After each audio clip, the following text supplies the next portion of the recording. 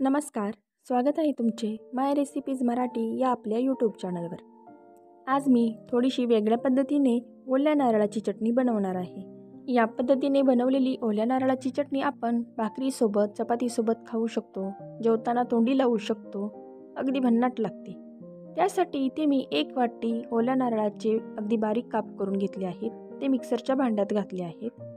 आता यामध्ये 4 हिरव्या मिरच्या आणि 10-15 लसूण पाकळ्या घालाव्यात, 7-8 कढीपत्त्याची पाने आणि 8-9 पुदिन्याची पाने आणि मुठभर कोथिंबीर घालावी।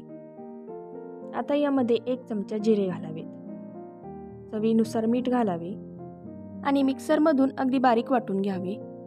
पहा, अशा प्रकारे याची अगदी बारीक वाटण तयार झालेले आहे। आता यामध्ये 1 चमचा लिंबाचा रस आणि अर्धा चमचा साखर घालून पुन्हा एकदा हे मिक्सरमधून फिरवून घ्यावे। पहा, अशा प्रकारे ओल्या नारळाची चटणी तयार झाली आहे। तयार केलेली ही चटणी एका बाउलमध्ये काढून घेऊया। आता या चटणीला आपण तडका देणार आहोत। त्यासाठी तडका पॅनमध्ये 2 मोठे चमचे तेल ओतले आहे। तेल चांगले गरम झाले की यामध्ये अर्धा चमचा मोहरी आणि जिरे घालावेत। जिरे मोहरी चांगली तडतडू द्यावी। जिरे मोहरी छान तडतडली की गॅस बंद करावा।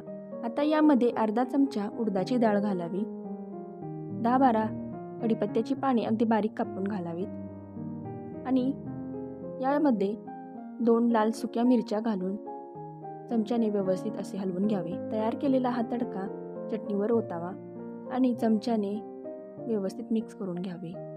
हा तडका चटणीमध्ये व्यवस्थित असा मिक्स करून घेतला आहे। यामुळे या चटणीला अगदी अप्रतिम अशी चव येते। पहा, अगदी कमीत कमी साहित्यात आणि कमी वेळात झटपट अशी ही ओल्या नारळाची चटणी तयार झाली आहे।